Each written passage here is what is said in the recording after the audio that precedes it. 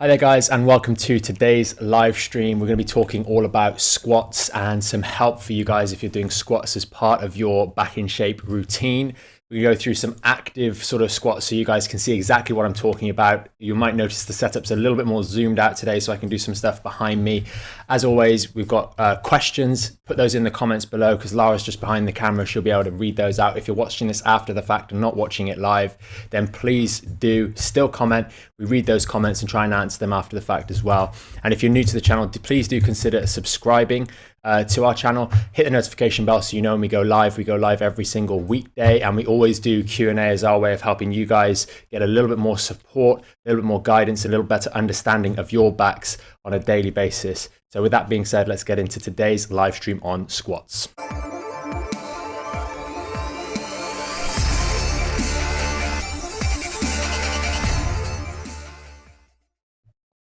So today we're going to be sort of going through the squat a little bit more actively. So I've got the setup behind me and we'll be talking about a few things squat related today. I'm really going to go through sort of the lower back position, and this is really to help you if you're doing squats. Say you're in our phase 2 back in shape membership site, or you've tried squats in the gym before. We're going to be hopefully going back to the gym in the next month or so. So squats are a big part of that. It's a big compound movement. It engages your core, it engages the lower body muscles, it engages the upper body muscles, and they all have to work synergistically to balance. But there are a few weak points. There's the lower back, there's the hips, there's the knees, there's the ankles that we all need to consider to make sure that we're doing this effectively and not causing any trouble. And if you're going through that rehab process, strengthening your back up, squats can play a really important part because we're getting up and down out of chairs, on and off seats all the time. So we'll cover all those bits and pieces, a few little support topics. I'll be doing some demos, and also we'll go through some of the mistakes that you can make with the different areas of the body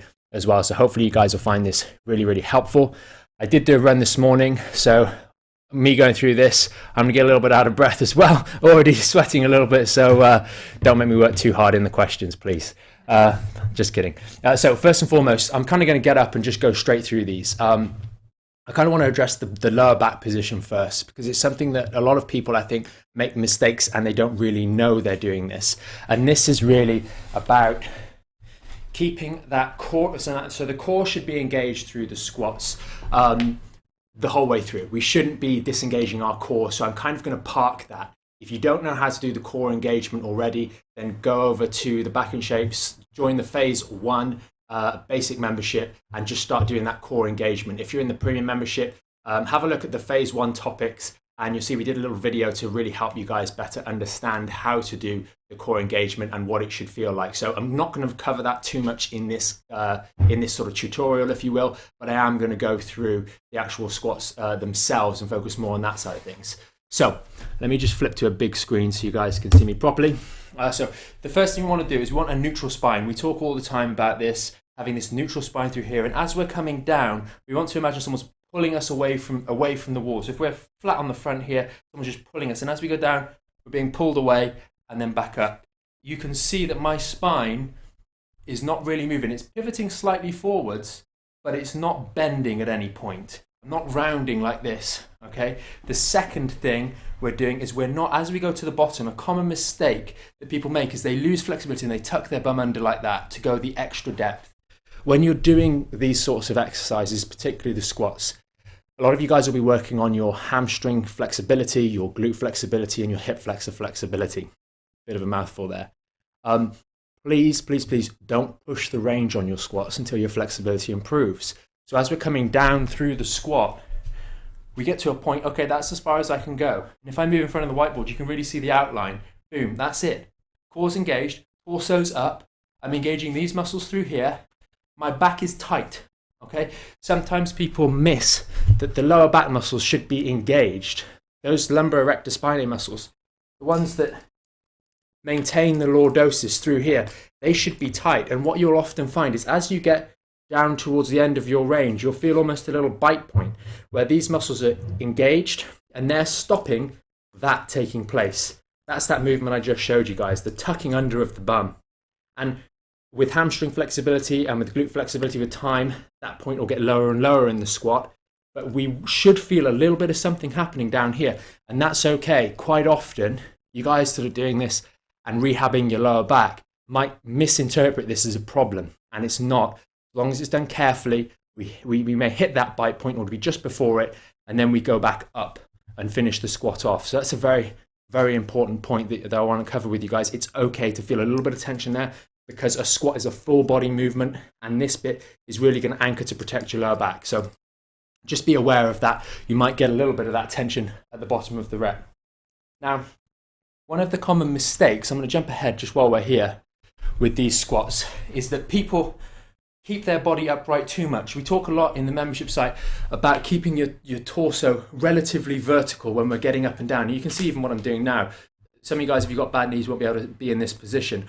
But as we're going through the squat, people are keeping themselves too upright. So what they're doing is it's called a sissy squat. So they're kind of going like that. This is terrible for the knees. And it's not really helping the back, because we obviously don't have normal movement patterns if we're doing this sort of thing. I'm driving my knees forwards. I'm creating a lot of shear. Yes, I'm protecting my back, but that's not how we would ordinarily move in real life when we're getting up and down off a chair. So we really want to be mindful of that and get the right movement pattern.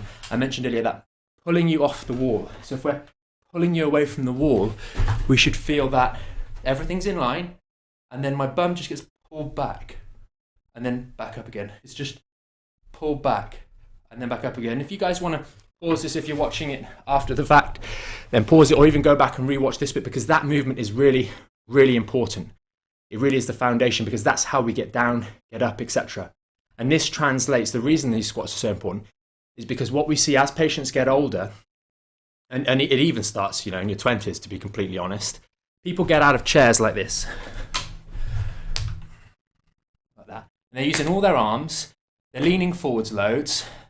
I look like I've got a bad back when I do it, and they're not using their leg muscles. What we should be able to do is just use the leg muscles to stand up.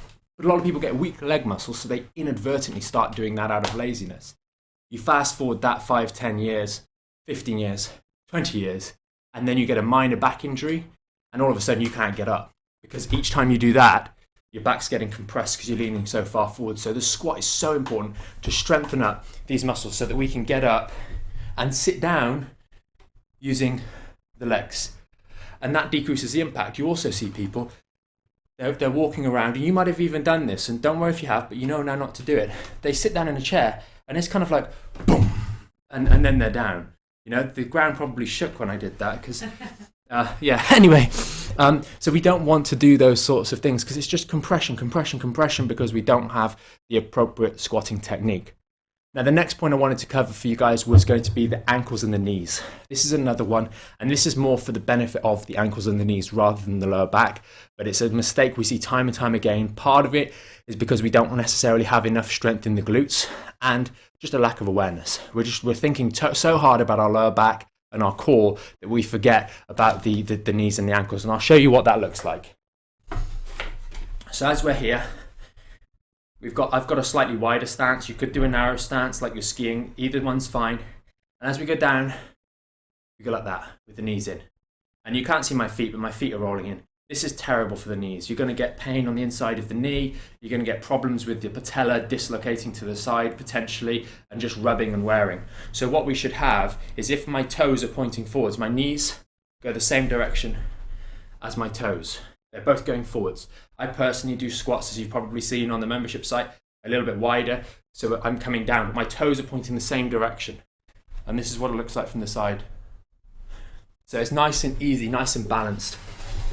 The glutes are working with your hamstrings, you're working with your hip flexors, they're working with your core, your lower back muscles, and all the stabilizers of your legs. So that's really, really important. And I would really like you guys, if you're doing the phase 2 of the Back in Shape membership site, please get in there, have a look, reevaluate how you're doing your squats for your knees, especially if you've got any knee trouble or arthritis or anything like that. Really, really important to get this right. So the last one I wanted to cover before we get into Q&A was going to be how much I'm sweating doing this. Just kidding. So it's using support. Okay. Sometimes doing these squats properly, we can't quite do them. We can't quite get the balance. So not using a chair, what I normally recommend is hold on to a door frame. So you'd stand either side of the door. Pretend this is sort of the door frame here, and we'd hold on to the edge of the door. For purposes, I'm just going to hold on to the side here for support. But you could even use the side. And what I'm going to do is I'm going to take a good bit of weight and just I'm holding on with this arm to try and get my bum going backwards. Nice and slow. Okay, if I let go, I'm going to fall backwards like that. So we don't want to do that. Just to show you guys how much I'm holding on to this here. I'm really holding on with my hands, and that way you'll feel a lot more pressure on your quads. You're going to feel it a little bit on the glutes, but you'll feel the move. It allows you to really focus on that movement pattern. So then when we do it without there, we're still going backwards a little bit. We don't want to counterbalance too much coming forwards like this. That's a different exercise. But just using this support here, we can just start to get a normal movement pattern, as if I'm sitting into a chair.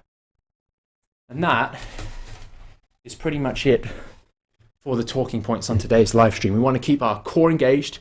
We want to keep our lower back position protected throughout this. We want to keep that nice, normal, natural, neutral lordosis. The spine's fallen over here. I was doing so much. We want to prevent our pelvis, our bum, from tucking under, like I showed you guys earlier on. So tucking under like that. I'll show you in front of the whiteboard, like that. So as we come down, we lose it. Okay, we don't want any of that. We want those knees and ankles to be supported by the knees going up and down straight. We can use a little bit of support to help counterbalance so we can get that correct movement of our bum going backwards whilst keeping the core engaged. And it should be one succinct movement rather than a number of movements, like a clunky kind of everything's moving in sort of a disorganized fashion. And we want to really avoid those mistakes that I've covered with the knees, with rounding the lower back and those sorts of things. So that's been quite hard work. I mean, you guys can see what's going on. As I said, I did go for a run just before we did this live stream, and I find that afterwards my metabolism just will not calm down. It's just still going. So then doing this and talking to you guys is a little bit, you can see the reaction. So I'm sweating more than I was on the run. But anyway, let's get into Q&A and go from there. Okay, perfect. So Alex on YouTube has asked, I get some tingling in the legs now and again, and often after squats, perhaps too far to use them to get stuff out of the fridge at this stage. I also find stretching my arms out helps. So we often recommend stretching the arms out when you're doing the squat as a counterbalance. So actually kind of having them there just because it helps you balance. Some people with their anatomy even benefit from kind of holding a weight. I'm not saying you to do that, Alex, but having the arms out is perfectly fine. If you are getting a little bit of tingling, it kind of depends where. Was it in the legs? We were getting tingling. Because it could be a case that if it's just general, it could be just a vascular thing. Some of the movements that you're taking, you're just pressing on some of that blood supply, and it's just temporarily cutting off the circulation. But as long as you're doing the squats correctly, we're keeping that core engaged correctly, and that tingling is a very, very transient thing, and it's not becoming more frequent, and it's not lasting for very long after the squats. I'd say continue on. Sometimes you do get a bit of tingling, a bit of numbness as you're really opening up the circulation to an area as well for the first time. Think if you've just been, this really works for sort of rugby players in the cold, but anyone that's been out in the cold for a long period of time, you come back in the house, your fingers are a bit numb, etc. You go in the shower and have a shower, all of a sudden that blood flushes back into the fingers, and they can actually be numb and sometimes a little bit painful because there's such a vascular shunt and the body's sort of not used to it for the sort of hour or two you've been outside. So it could also be that as well, that it's waking things up. But as long as it's transient, very, very temporary and not worsening, I'd say you're okay there. Yeah. If you're getting out of the fridge, stuff out of the fridge, it might be that that's quite low, and the depth of squat might be too much for you, and you're doing, as you go down there, you're kind of rounding the back a little bit, and you're not keeping that core tight and the spine tight. Because I think one of the other guys in the membership site was saying the other day that as she engages the core and goes down, it limits the range of motion because it forces you to move correctly. And if you lose that engagement, you can go even lower. So make sure you're not losing the engagement as well. That's really, really important. Just on the tingling, I actually get something similar when I do deadlift, and that's just with really, really tiny weight. I get this kind of tingling sensation on the side of my lower leg, but it's only with the exercise, and then it goes. So maybe something vascular. Right, I'm going to jump over to Facebook here. Veronica has said, recently moved to phase 2. I found this really informative. Thank you. Thanks, Veronica. Thanks, Veronica. Kate has said, by using the door frame, as you mentioned, that really helped. Yeah, just be careful. You do need to go back into, so if you're using the door frame there, It's a fantastic way of starting to work on some of those concepts that we've spoken about today. But you do have to go back into doing free weight ones, as in without the support. So you want to slowly reintroduce without using the support. Just otherwise you get stuck just using the support. So we want to use that as a segue into free weight squats that are easy. So just make sure you're probably going to do that anyway, but I just thought I'd tag that on the end for other people watching this as well. If we're using the support like I did here, or like the door frame, we want to try and wean ourselves off that with time as we get stronger. Okay. And what is more important? Is it the depth of the squat, or is it the form? The depth is not important. Please, guys, don't worry about the depth. We all have different flexibilities. Some of you guys will be starting, you can hardly sort of bend your knees. That's enough. But with time, flexibility will come through. You'll be improving your flexibility because you're doing your phase 1 stuff anyway.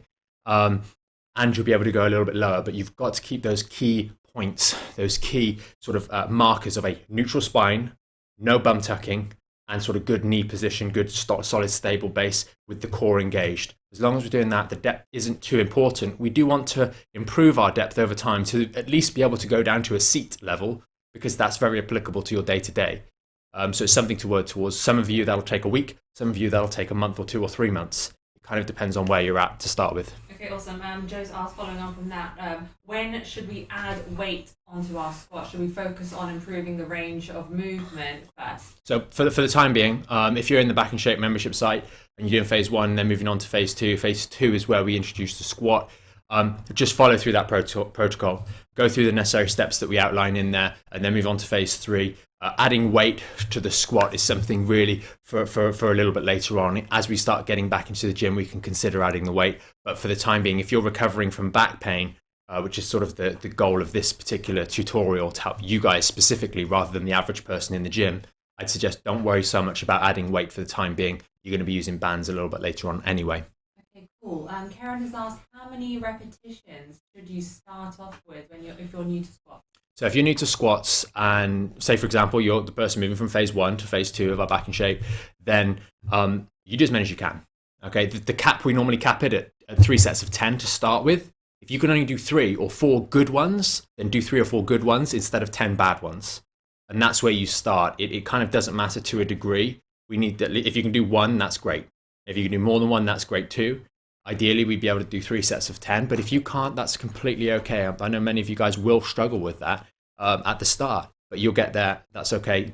We build that out to 5 of 15, but I'd stick there and just follow the instructions. Okay, awesome. Kate's asked a brilliant question here. If you're doing things like gardening or housework, which is the best way to bend while you're working on the floor? Take a knee, and I know some of the guys have got issues with the knees, so that's difficult. But really the best way is to just go down on one knee like this and then do your work down there. It allows you to keep your core engaged and you do your work. If you've got knee trouble, then using a rolled up towel. If I show you guys on the chair, just so you can see, if you have knee trouble, you might find that actually putting your lower leg on there can be more comfortable. Maybe it's not rolled, maybe it's a cushion, but that can be a valid solution. It's better to do that rather than kind of just bending down like that. You can see how bad that looks on my back. It's just awful. So I'd say take a knee if you're doing anything extended. That's really going to be the best way forwards with regards to housework and chores and gardening, those sorts of things. You know, if you're a gardening lover, you won't be shy of getting those trousers a little bit dirty, you know, kneeling on the soil, that sort of stuff. So try and find a way to do it that's comfortable for the knees, and that's going to be the best way forwards for the long term. So you may as well find a way that works for you. It sounds a little bit silly, but even if you got some knee pads, you know, and you just put those on when you're going gardening, that would be a sensible choice, because it's going to be advantageous for the long term. And you know, at the end of the day, if you've got a knee pad, you put them on maybe underneath your overalls or something like that, or over the top of your jeans. It's not a big issue, but it will mean that your gardening experience can be positive, can be good, and can be free from back pain for decades to come, rather than trying to say, oh, well, I'm not going to go on my knee because it hurts and I don't want to wear a knee pad because it'll look silly.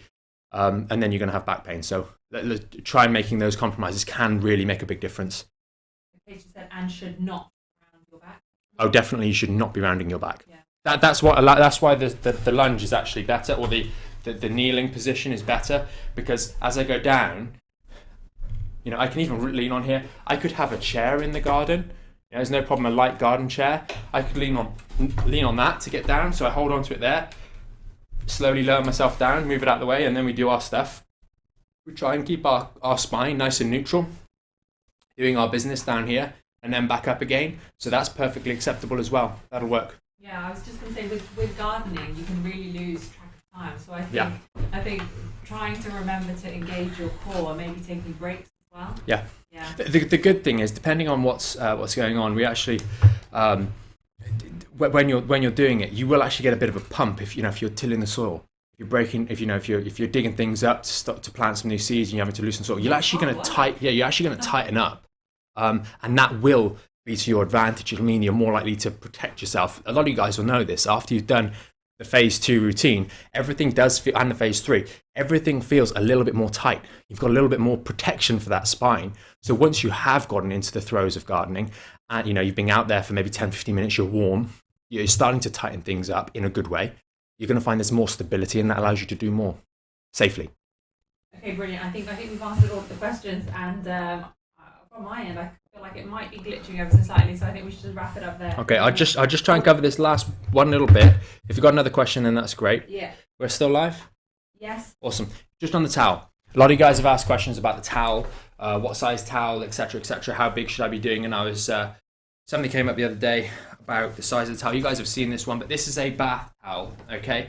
All we do, fold it in half. Okay, and then we just roll this up. We roll this nice and tightly. This is the size that you should be doing. Now, unless you're sort of 7 foot, 8 foot tall, or 4 foot short, then this is going to be perfect for you. Roll it nice and tight, all the way up. And then we do this after gardening. We do this after our exercises. We do this after a walk. We do this after a run. We do this after we've been to the cinema, which won't be happening anytime soon, but maybe if you're watching this after the fact, that's fine. And this bit, you see how wide it is? The size of the towel is the most important thing. And then we find those 2 bony bits at the base of the spine where my thumb is. And then it goes just on top of there, supporting that natural arch. And that's a really important one. So I just thought I'd cover that at the very end. So if we got any more questions? Kate just made a comment, or even when cleaning the bath, etc. When sort of having to bend over. Yeah, it's just movement patterns. It's learning movement patterns, changing movement patterns, and the common ones where we're just bending over forwards. The reason they get problematic is because they are problematic. They're not good ways to operate. They're not good things to do. So if we can start to unlearn those things, we'll do an awful lot better for the medium, short, and long term. And that's sort of just a fact. So that's everything. Awesome. Thanks very much for joining us, guys. We hope you found this live stream helpful. Hopefully it really sort of gave you some thinking points for your squats so you can more effectively do those safely, and you understand how to progress those as well. Hopefully the towel, you're already doing it right anyway. And if you're new to the channel, please, as always, do consider subscribing to the channel. If you know someone that might benefit from jumping on these Q&As or watching these videos, then please do consider sharing it with them. With all that being said, hopefully you guys have a great day, and we will see you tomorrow with another live stream.